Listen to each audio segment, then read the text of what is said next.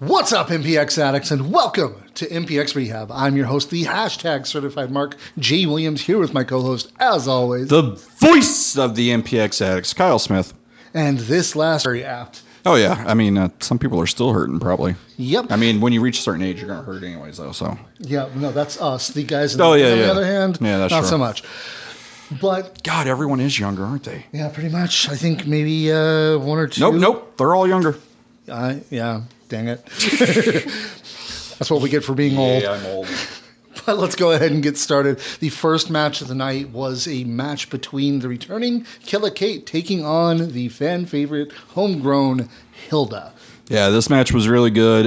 We saw a lot of different things from Hilda. We saw a very technical submission side of her that we hadn't seen before. It was really good. And then, Kate's always been really good, really technical submission. Really has come into this. I mean, she's been heel most of her career, but it seems lately it's just getting better for her. Like it's clicking. Oh, yeah. The way she's working the crowd, the way she's working the match, the ref, their opponent, everything's been going really well. Yeah, she's definitely one of those wrestlers that I can't remember who it was that said it, but if she wants you to, go to sleep in front of God and everyone, she'll make it happen. Yes. But with this match, Hilda actually held her own pretty well, I think. She did, but she technically won. Yeah, she did. Want to win this match? Yeah, I was gonna say she didn't at the end of the night didn't really seem the winner, and then DQ win. So yeah, but with running from her brothers, she was able to able to walk, able to walk out under her own power. Yeah, but yeah, that's something that obviously later on we got. We're definitely gonna get another match out of this. Yeah, looking forward to that. Gauntlet for the gold. So it is definitely going to test Hilda and what she is able to do, what she's capable of with this, with her wrestling, and I really am looking forward to it.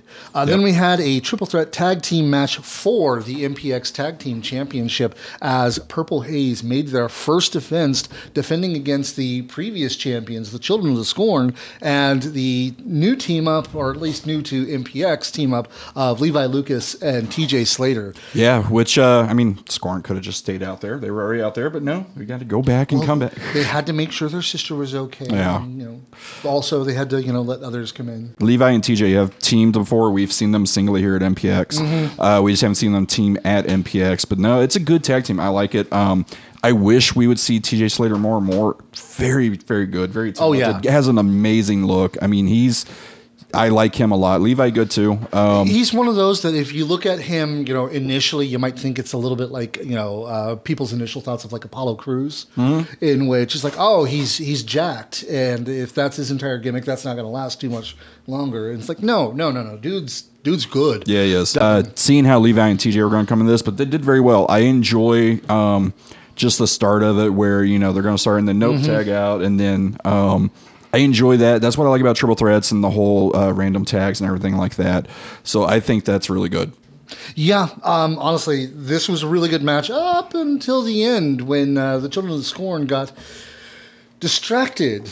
Intentionally, we're going to be running in, but... And that's the thing. Horsepower has been a thorn in the side of Children of Scorn ever since Destiny. They, like I said, Horsepower has come in and tried to make a name for themselves as one of the best tag teams in the area, and especially at MPX, and they're playing the mind games and they're playing them beautifully. Oh yeah, they're definitely making an impact, making themselves very well known here at MPX. Well, we're going to see the fallout for that next week, but we'll talk about that when we get to it. Yeah, and then Purple Haze retaining because of that distraction, and it's one of those where I'm excited because again, the tag team division, while it's been good and we've had a lot of different tag teams here and there, we finally have kind of new champs. The belts had kind of gone back and forth between Sons and Scorn and Lost Boys and everything like that. So now we have Purple Haze carrying it, who is one of the most exciting tag teams, and it always amazes me how they're not everywhere. It's only here at MPX. I know that other promotions aren't seeing what MPX is doing, aren't seeing how well they work together as a tag team, and just saying, it's like, okay, we're going to do that too. Yes. Because... Prince Alexander, Stevie Hendricks, they're freaking amazing. They are, and I'm really glad they're the tag champs now. Granted, like you said, with them kind of being out and everything like that, don't know how long they're going to stay champs here at MPX. Purple Rain. Yeah. Purple Rain. I know, but that's one of those where it's like, oh, I hate that because obviously Prince Alexander Prince. Like you're gonna have him lose at Purple Rain, really? No, I'm not saying they lose at Purple Rain. It's like they've at least got to carry them to Purple Rain because I'm sorry, Purple. Then we had a singles match between the reincarnation of excellence, Kari Wright, taking on the debuting DL Hartley. The prospect champion. The confirmed prospect champion. Exactly. Which means he doesn't have to defend it anymore. Nope. Tyler.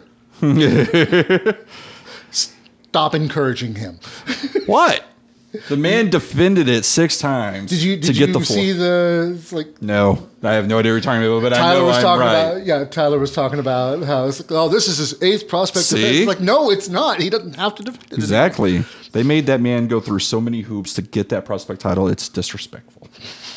But this match was actually really good, and honestly, I thought for a moment that DL Hartley was gonna come on. Clips of just knew the name, and I was like, all right, it'll be interesting to see new blood in MPX, and he's good. Like he's fun, he's exciting.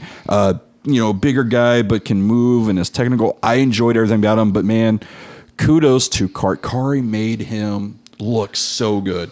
Kari is amazing at that. Kari is amazing at that, but at the same time, it's like.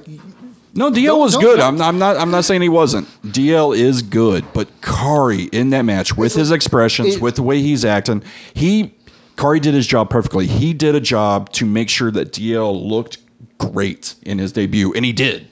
I'd guess with Exodus Prime, he has just been putting forth that much more.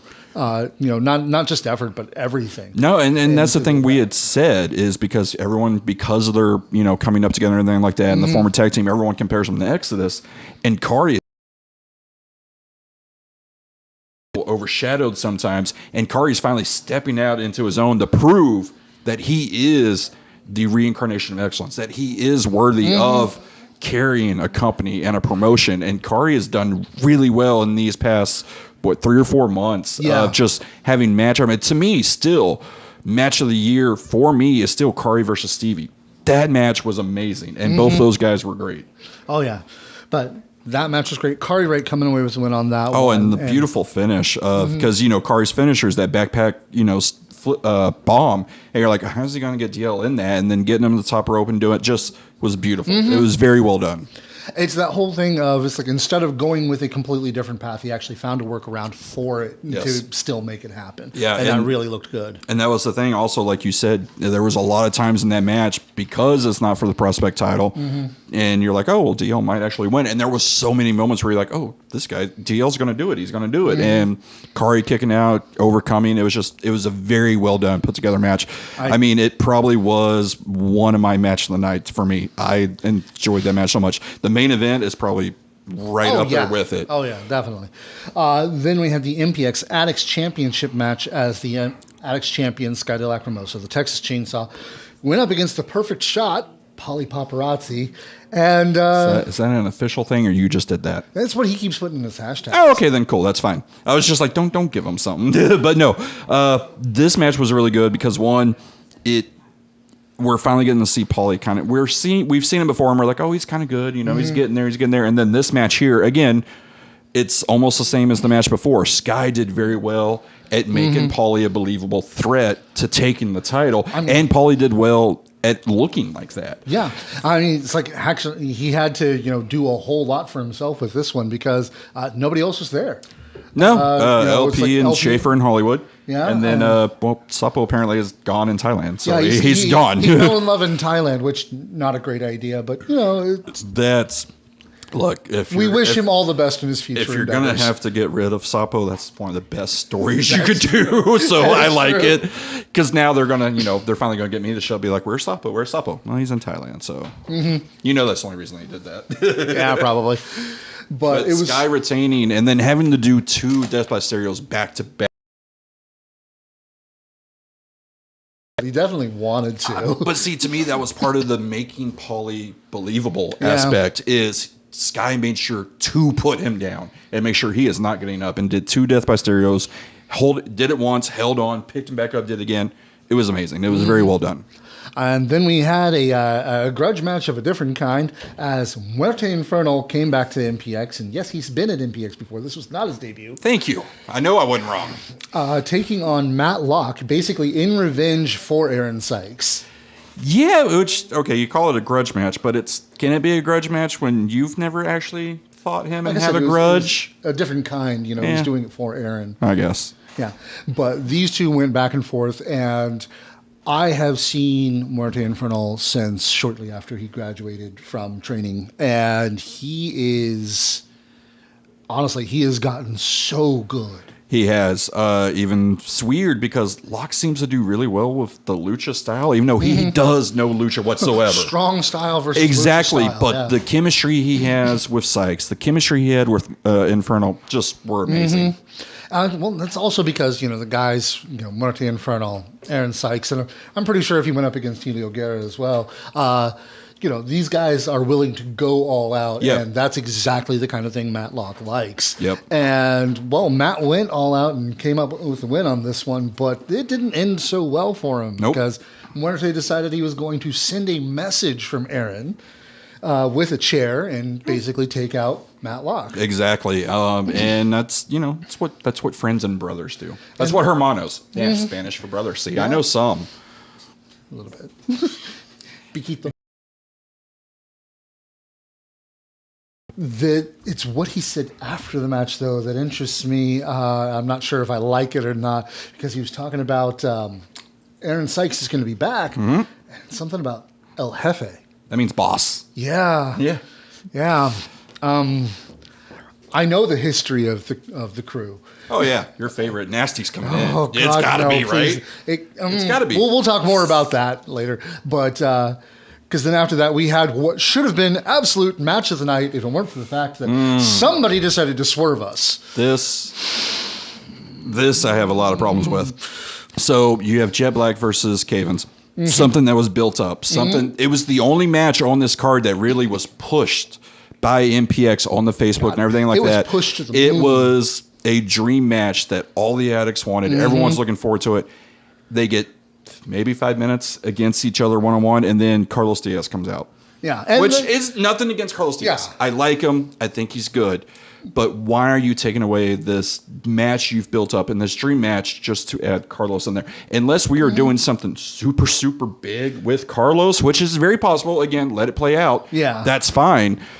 But why take away that match from the Addicts that everyone was looking forward to? It just didn't make sense. Because like even that short bit that we got between Jet Black and Dylan Cavens was just, it was phenomenal. It's these great. two looked fantastic in the ring. And honestly, it's like I did look at it and I was like, okay, you got Jet coming out with his Sasuke look. It's like, sure. Dylan should have come out with the Naruto stuff again. Sure. Sasuke versus Naruto. Sure. Come on. Any anime fan knows this matchup. Yeah. And if anyone's like me, they have no idea what you're talking about. Yeah, so. But still, it's not that the match was like completely ruined as a match. It wasn't. By the introduction of Mr. No Cap. Yeah, the three worked well together. Few matches, if not the only match that you really pushed for this week. It was a dream match. It's something the Addicts have been asking for, even though I always thought it was weird. I was like, no, these guys are more of a team than a match, but all right, I get it. Yeah. And it worked well. The little bit they were doing was great. And then Carlos comes out and it's like, it to me, at least for me personally, it kind of just sucked everything in. I'm like, I was like, well, I don't really care anymore. To a degree, it killed the flow. Yeah. It felt a little reminiscent of the All-Star match from a couple years ago, which we got. Which again, I was going to say, which again, I guess let it play out and see what happens. But yeah, that worked out well because we saw what happened with Locke in the history of MPX and being an All-Star and stuff like that. So we'll see how it plays out. But yeah, it was very weird. And it also was, it's very minute. These are our opinions. Yeah. We're critics. They're not, I hate when we have just a wrestler come out to insert them in a match or request a title match and I like the figurehead aspect because then it's just total anarchy of anyone can come out and claim a title. Anyone can come out and just enter themselves in a match. I don't really like that. Like it just doesn't make sense. I can agree with that. So that was another reason why I didn't like this. But again, the match was good. It just, everything that they had built up to, even though it was a short 4-day build, it was something every addict wanted in Cavens and Black, and then it just got taken away. And then also the cheapness of Diaz, which This part I do like because it's the heel Oh, yeah. and the whole the way they won and everything.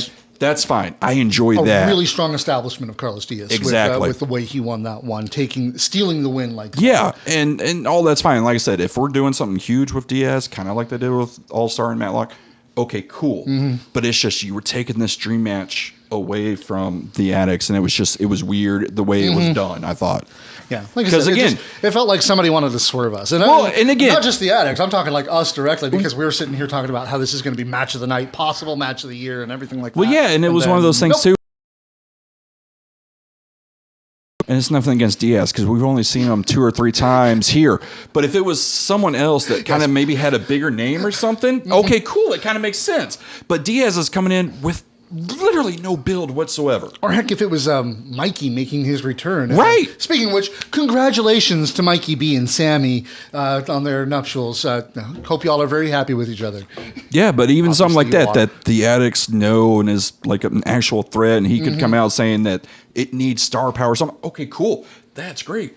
But Carlos Diaz, even though he's only been here 2 times, is kind of unknown. And he's coming out saying things about them and the Addicts. I was like, this just doesn't make sense. I don't know. It felt hinky, and it didn't feel like it was Carlos Diaz's fault because the match, like I said, the match is fine. It wasn't his fault, and the way he won, I liked it. We'll let the story play out and see where it goes. But at first, initial thoughts right now, like I said, it took everything out for me, and I'm like, well, that kind of sucks because everyone was looking forward. It was announced. It was like announced that Friday because I saw it the night before, and I was like, oh, all right. I wish I would have known that before we filmed, but cool, whatever. Right. But we also didn't know the stipulation, so the stipulation wasn't done until that day, I think. Yeah, considering that the loser of this match was going to enter in as number 1 in Gauntlet for the Gold, and in a Gauntlet match like a Battle Royale, you do not want to be number 1 because that is the most dangerous position to be in these kinds of matches because you will lose even if you happen to win. You got to go through 5 other people. Ooh, I mean, look what happened with 4 other people. Yeah, 4 other people. But look what happened with the Children of the Scorn. They had their tag team turmoil. They started out and it doesn't work out well for them. But this match was really good. There is was the finish good? Yeah, I don't know. I couldn't see. So I really liked it because man, Demo and Tommy are good together. Oh yeah. Tommy's great.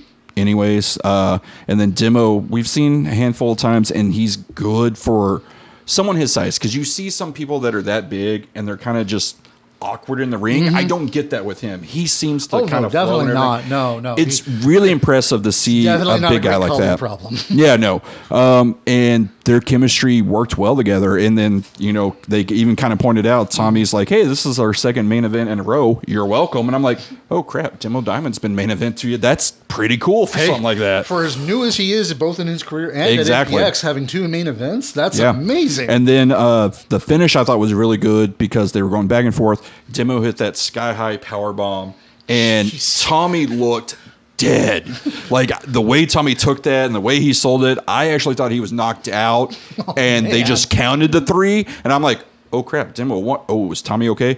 And then, of course, he kind of rolls out. I'm like, okay, Tommy's good. Holy crap, I thought Tommy was dead. The way he's... And again, it's also because of the new ring.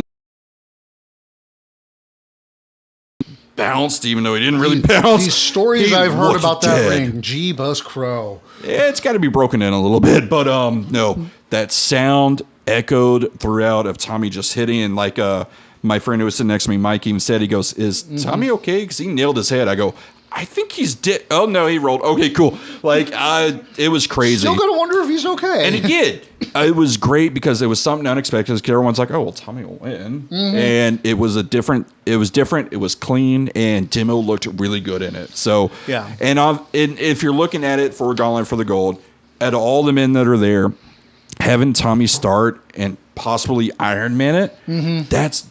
Besides him and Schaefer, I think they're the 2 best to do that because they can. And I know Schaefer, everyone's like, oh, Schaefer's Schaefer can actually go. People don't really realize that. No. Schaefer can go, and he has good cardio, and he's good in the ring. Like, if it was me, it was him or Tommy. Those are the 2 I have start. So having Tommy start, I think it's going to be great. Is he going to Iron Man? Probably not. But to give that idea that he could, that's the best one to do. Yeah, I can agree with that one. I don't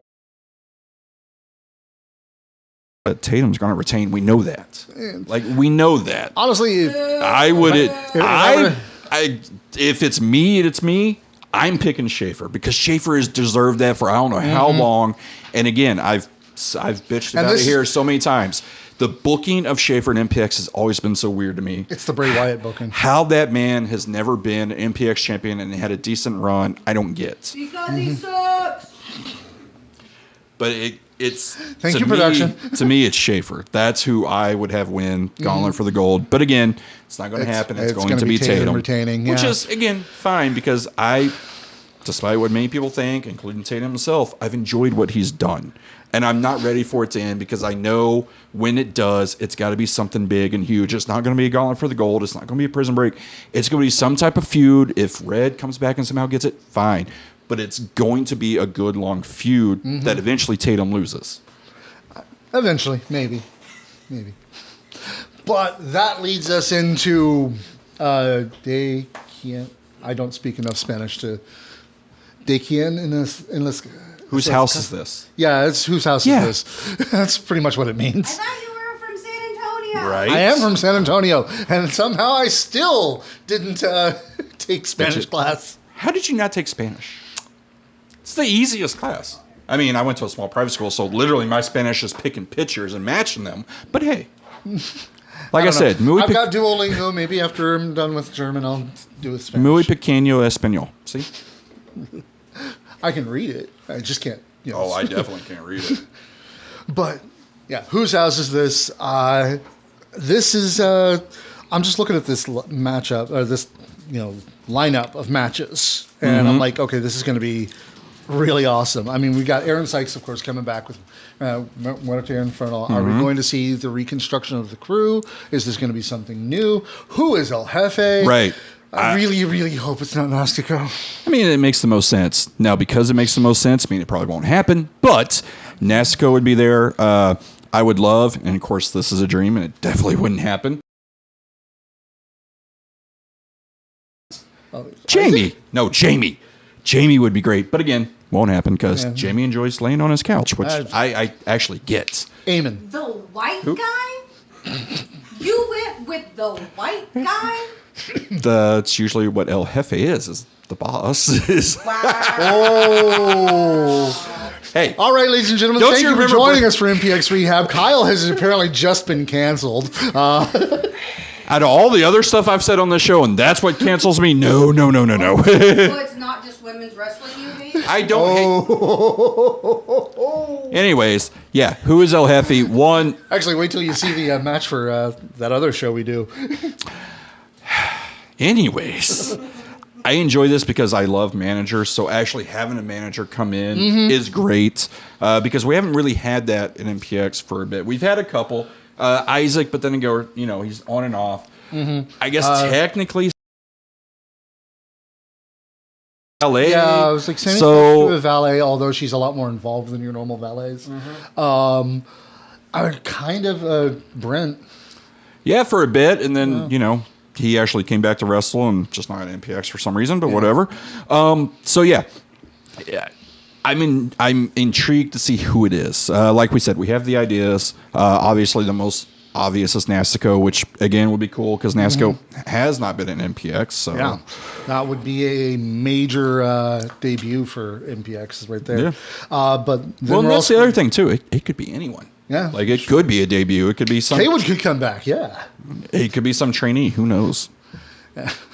It's you, isn't it? No. Oh, okay. No, unfortunately, they turned down my application. Went right to the shredder, didn't it? Yeah. Straight to the circular file. Okay. Then we've also got Slim 7 versus Carlos Diaz booked. Hopefully Slim actually debuts. I was going to say, it's like, I unfortunately don't know anything about Slim 7. The only thing I know is... I know Carlos Diaz is good, and I trust the booking for the most part on this. I've seen a clip or two of Slim 7. Looks pretty good. He's part of the IPC, I think. Versus you, then obviously you've got to have something to you. God damn it, Phil. Hey, that could be El Jefe. Phil? No, Lance Romance. Oh, thought you were going to talk about his dead dad again. And I was like, No, no, that's not El Jefe. Yeah, Lance Romance, that's possible. But yeah, the clips I've seen, he looks good. And like you said, if Lance Romance endorses you and you're part of the IPC, you must be pretty good. Yeah, like so there's obviously something to I it. think this match will be good just based on those little clips I've seen and seen Carlos 3 or 4 times. So should be interesting. Let's see. We're also going to have Kane Carter coming back again, taking on the Tommy Becker. Gotta wonder how Tommy's going to be feeling after last week. I think Tommy's going to look for redemption, but Kane Carter is one of those guys. I said it last week. Give him a year with what he's doing now. He's going to be where Exodus is at right now. Agree. Kane Carter is good and talented and has almost everything to be a star and be the guy for a promotion. Yeah. So match. It's one of those that if it wasn't for the one title match that we know is announced, that probably would be match of the night. So, but yeah. And no offense to him, but I want to get this out of the way so we can talk about the actual announced match. The MPX champion, Tatum Manning, will be having an open challenge, so it may not even be Tatum Manning at Gauntlet for the Gold. Yes. Well, just because it's an open challenge, does it mean it's a title or is it just a regular match? You know, I remember when the greatest human being alive, Stephen Kirby, had an open challenge before a major show. He took on the likes of, El Sapo. He gave El Sapo a championship match. Well, he's in Thailand, so that ain't happening. Yeah, definitely not going to be something this time. But it's also the first time we've seen Tatum in the ring since the week after Destiny, Yeah, I was right? gonna say- Yeah. But let's talk about the MPX Addicts Championship match because this is going to be awesome. It's, of course, the champion, Sky DeLacrimosa, the Texas Chainsaw, taking on the king of thick style, Sam Stackhouse, back in the house. Yep, making his return, which is, I guess, is it fully his house now? Who's house? Yeah, it's like, is it fully Stackhouse now since, Kirby's gone, I guess? Yeah, So. Kirby's not there to argue it anymore. Yeah, okay. And I'm pretty sure that... Sam and Ernie could argue it. That'd be interesting. Yeah. I think Ernie's a lot more, Ernie's a lot more of, oh, no, you take it. I'm going to take this week off. It's your house this week. But yes, Guy and Sam's going to, I think it's a great matchup, and it's one of those that Sky's even said going into the hot match and this one, he's wanting to prove himself as one of the best, not only in Texas, but in the wrestling world. And Sam is really good. And we've seen, when we saw it hot, Sam looks like he's lost a little weight, looks like he's doing better. So it's going to be interesting to see this matchup. And it's also going to be interesting to see how the Addicts respond because these are 2 fan favorites. Oh, yeah. So it's going to be, honestly, people are going to love this match one way or the other. It's like, are we expecting the level of quote unquote athleticism of Jet Black and Dylan Cavens? No, but we're expecting 2 big dudes going at it, and so we're going to have that hell of a fight. Big meaty men slap. True. So, but yeah, that match is going to be amazing. But we're also going to have, it's like we've got the Brilliant Gems, Children of the Scorn, Michael Schaefer coming back, and Devion Black. Which is one of those where it's Schaefer, but I feel like the entourage will be there too. It's never just Schaefer. Yeah, for sure. LP, so, we'll see. I mean, I could definitely see Brilliant Maybe Gem. one day we'll have the whole studio there. I mean, I could see Brilliant. Yes, if not, then maybe Children of Scorn. Maybe Davion Black has someone. Who knows? It's always good to also see Davion Black. It's one of those that's really talented. We just don't get a lot of. Yeah. So it'll be good. So make sure you have your tickets for that, ladies and gentlemen. Or if you can't make it out to the show, check it out, twitch.tv/Metroplex Wrestling. It's, they stream it. It's fun to watch. Are they, though? Sometimes they do, sometimes they don't. So. I mean, they more often do than, okay. Because it really helps out to get the... Well, yeah, I agree. It's just sometimes they do sit there and be like, oh, we're not streaming this one, and then the last minute they will. I have no control over that. I know. It's weird, but no, definitely check it out on Twitch, and if you can't be there. Yeah. You know who does always stream on Twitch? Ah, yes. Who does stream all the time on Twitch? That would be us. Twitch.tv/Certified Mark Productions. At least someone got the softball I was trying to throw up. That's okay. I'm sort of trying to wrap up because we have, when we come back, things are going to be brilliant. We're going to have the up-and-coming star of North Texas, Dylan Cavens. It's going to be awesome. No, you have to do the Cavens like he does. No. Cavens! See, you got to do that. Too much echoing. Yeah, okay. Either way, keep it kayfabe, wrestling fans. Mark out. won't see you next Saturday. So Saturday after. Okay. Gone for the